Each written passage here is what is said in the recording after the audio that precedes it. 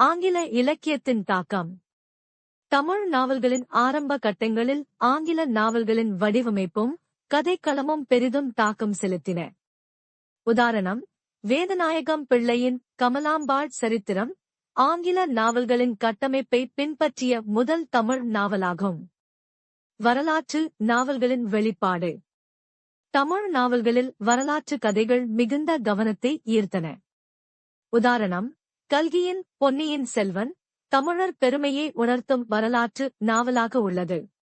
உணர்ச்சி தளங்களில் நவீன நாவல்கள். காதல், குடும்ப உறவுகள் மற்றும் வாழ்க்கையின் நுணுக்கமான உணர்வுகளை நாவல்கள் கவனித்தன.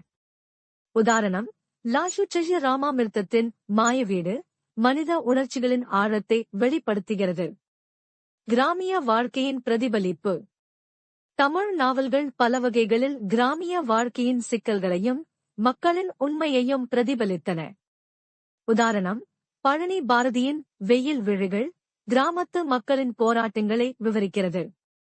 கற்பனையின் வெளிப்பாடு. Imaginative themes சோகஸ்மேலி. தமிழ் நாவல்கள் கற்பனையின் சக்தியை பயன்படுத்தி தனித்துவமான கதைக்களங்களை உருவாக்கின. உதாரணம், சுஜாதாவின் கணைப்போமன் எதிர்கால தொழில்நுட்பத்தை கற்பனைக் கதை மூலமாக வெளிப்படுத்தியது. பெண்களுக்கான உரைநடையுடன் கூடிய நாவல்கள். தமிழ் நாவல்கள் பெண் பாத்திரங்களின் வாழ்க்கையை மையமாக கொண்டு எழுதப்பட்டன. இதனால் பெண்களின் உரிமைகள் மற்றும் பிரச்சினைகள் முன்வைக்கப்பட்டன.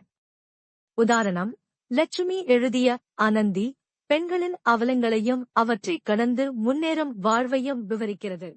Created using Powtoon.